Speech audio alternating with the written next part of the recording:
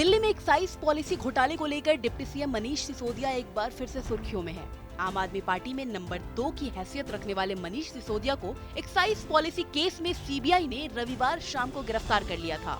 8 घंटे तक लंबी पूछताछ के बाद सीबीआई ने उन्हें गिरफ्तार किया। मीडिया रिपोर्ट्स की माने तो आबकारी विभाग के एक आईएएस अफसर ने सीबीआई की पूछताछ में सिसोदिया का नाम लिया था। अफसर ने बताया था कि सिसोदिया ने ऐसी शराब नीति बनवाई थी जिससे सरकार को मुनाफे की बजाय व्यापारियों को मोटा फायदा हो।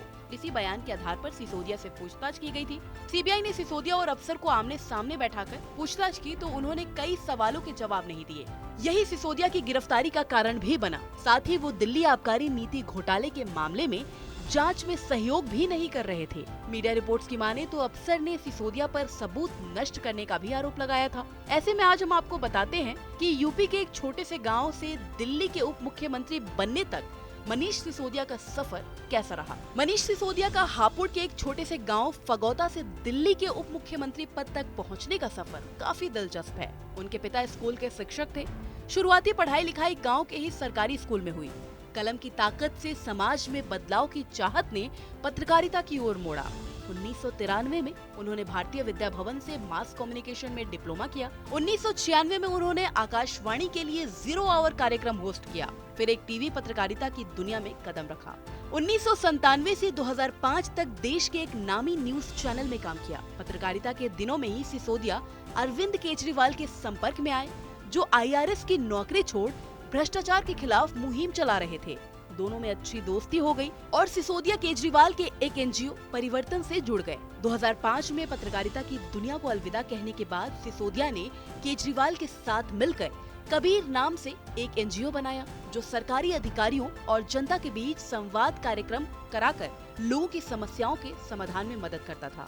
इसके बाद सिसोदिया और केजरीवाल की जोड़ी ने 2006 में पब्लिक कॉज रिसर्च फाउंडेशन की नींव रखी। 2011 में अन्ना हजारे की अगुवाई में भ्रष्टाचार के खिलाफ बहुचर्चित आंदोलन में सिसोदिया अन्ना की कोर टीम में शामिल थे। मनीष सिसोदिया उन चंद लोगों में से एक है जो स्थापना के वक्त से ही आम आदमी पार्टी से जुड़े हुए हैं। 2012 में सिसोदिया की सियासी पारी शुरू हुई। अरविंद केजरीवाल के नेतृत्व में आम आदमी पार्टी नाम से एक नए राजनीतिक दल का जन्म हुआ, जिसके सिसोदिया संस्थापक सदस्य थे। मनीष सिसोदिया ने साल 2013 में पहली बार दिल्ली विधानसभा चुनाव में अपनी किस्मत आजमाई थी।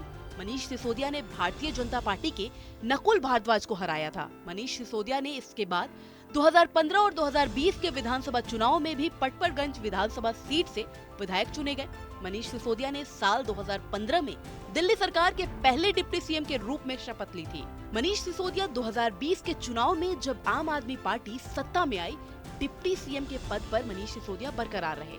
सिसोदिया की गिनती दिल्ली के मुख्यमंत्री अरविंद केजरीवाल के करीबी नेताओं में होती है। डिप्टी सीएम मनीष सिसोदिया दिल्ली सरकार में नंबर 2 है ही, कई अहम विभाग भी उनके पास है।